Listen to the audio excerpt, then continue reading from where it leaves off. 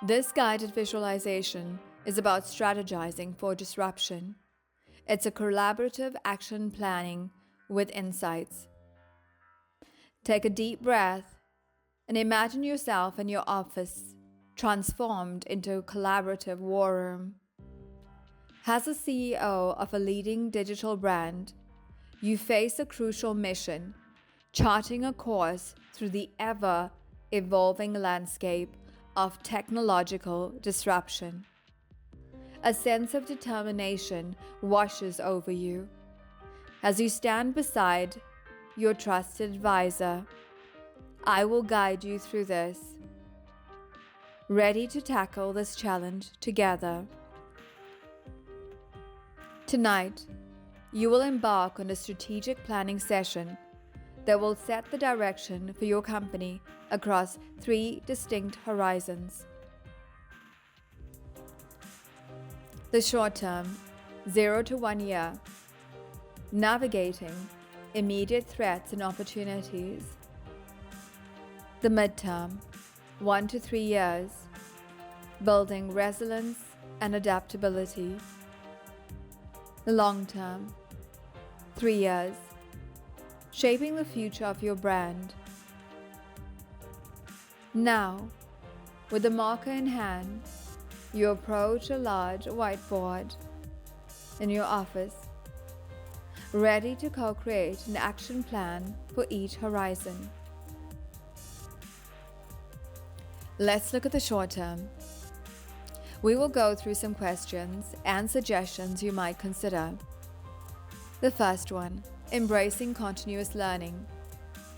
So co-create the section with your marker, continuous learning, at the top of the board.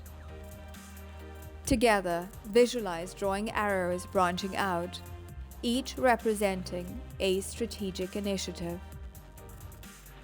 So when it comes to online training programs, ask yourself, what's your feel on the critical skills and knowledge gaps which need to be addressed? How can we ensure effective training delivery and knowledge retention? It is useful to start allocating budget and time off for employee participation to attend some industry conferences and workshops, and even better, if they are done in-house at a fraction of the price. Here, ask yourself, you want to understand what is some of your best practices of selecting conferences and workshops that could bring in the cross-pollination of expertise. Consider factors like speaker expertise, agenda relevance, and networking opportunities to maximize the learning value for your employees. I want you to know you don't need to figure everything out yourself. Learn from others who've made some mistakes and found a better approach. Awesome. There is so much knowledge and experience when people or contractors leave an organization. Here's a thought: creating a forum for sharing learnings and best practices. You might want to also consider implementing gamification elements or recognition programs to incentivize participation and knowledge sharing within the platform.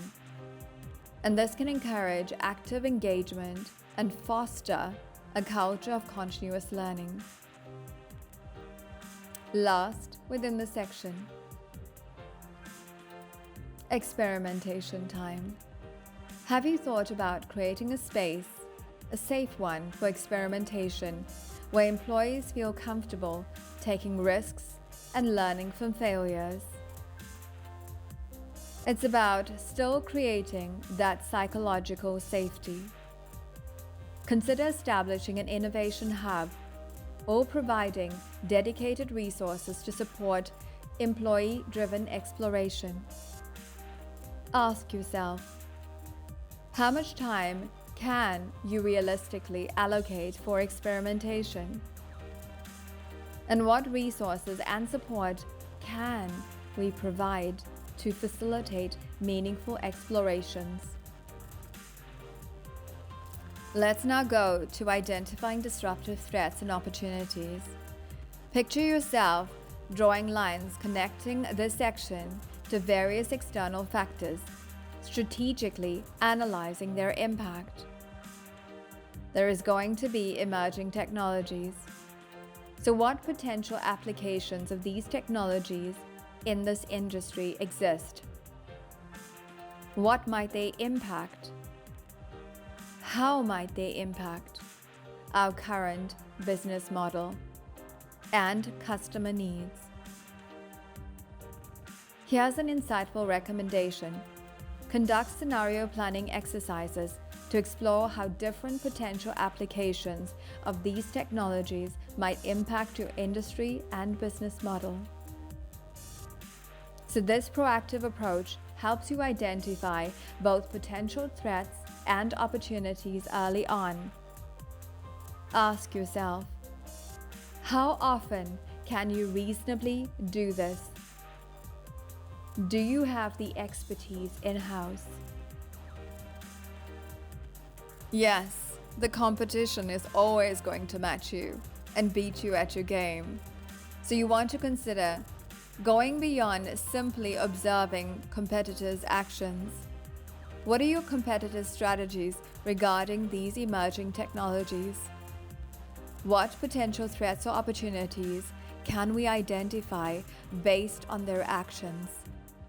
And who can get within your structure that you can bring in to engage in competitive intelligence regarding to understand their internal strategies, investment priorities, and potential future moves.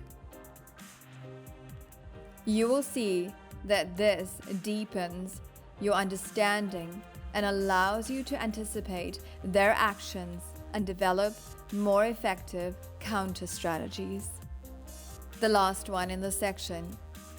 You need to ensure that your business model continuously is being revisited with industry trends. Get your team to integrate key trends and their potential impact on your business model. Here's a tip. Utilize data analytics tools to monitor industry trends and identify emerging patterns. It's not just about presenting a report or presentation. And how do we use these valuable insights to inform your strategic decision making? It's what do you do about it? What actions do you take? The last section, developing agile processes. So you want to brainstorm for specific actions to achieve agility, strategically addressing identified challenges. And this is needed for empowered decision making. I want you to think about this. Have you noticed barriers to quick decision making within the organization? How can we empower teams and streamline communication channels? How comfortable are you with changing to a decentralization, authority, and facilitating communication structure? I want to give you a recommendation here. Establish clear decision-making frameworks that define ownership and accountability at different levels within the organization.